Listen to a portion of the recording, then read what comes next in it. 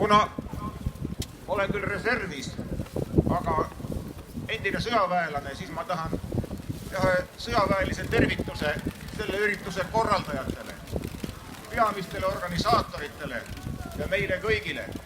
Teeme ühe mehise kolmekordse elagu, mu käe viipe peale, sekundise vahega.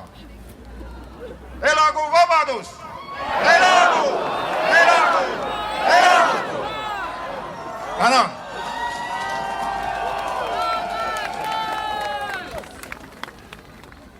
Ma olen reservis ja paljud siin täna viibijad on ju samuti reservväelased. Meie kaitseväe suurus sõja korral on ainult paar protsenti elanikkonnast. Siis, kui me peame ennast kaitsma välise vaenlase vastu, võetakse reservväkke mõned protsendid neist. Reaalselt on aga meie ajalooline kogemus selles, et enne, kui me saame välisele vaenlasele vastu hakata, peame me paratamatult hakkama vastu ka oma sisemise korra ja õiguse tagamiseks. Meil tasub meenutada aastaid 34, kui parlament suleti, rahvas kuulutati haigeks ja vapsid pandi asumisele. Või aastat 39, kus käsu korras võeti Kaitseliidult relvad ära. Mida me oleme sellest siis õppinud? Liiga paljud on olnud kuulekad. Meil on üks väga selge käsk kõigil kaitseväelastel. Kuritegelikku käsku ei tohi täita.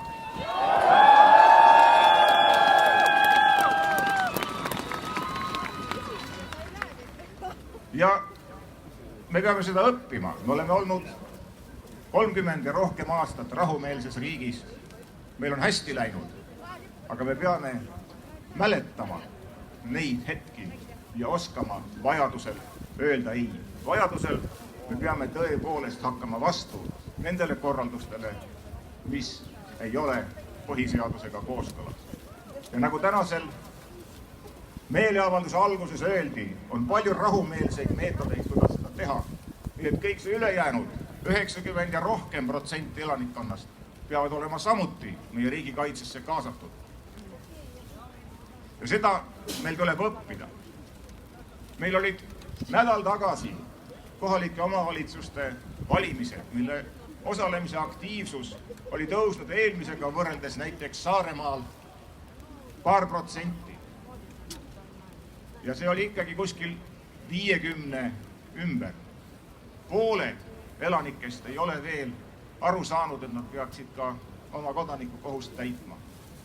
Sellepärast ma näen väga vajalikuna alustada meie iseseisvuse ülesehitamist taas alt üles.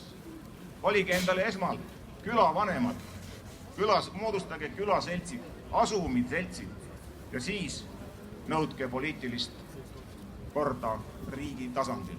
Meil on tükk tööd teha, me jätkame seda, me oleme Saaremaal jõudnud juba üsna kaugele.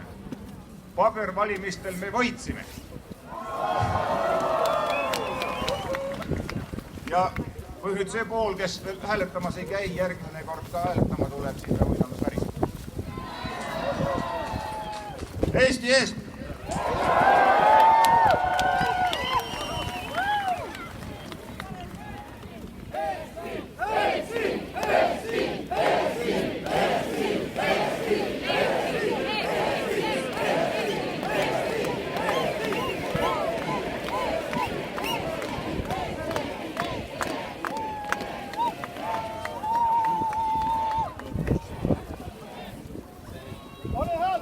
Et nemad on olulised ja riik ei suhtle oma rahvaga käskude ja keeldude keeles.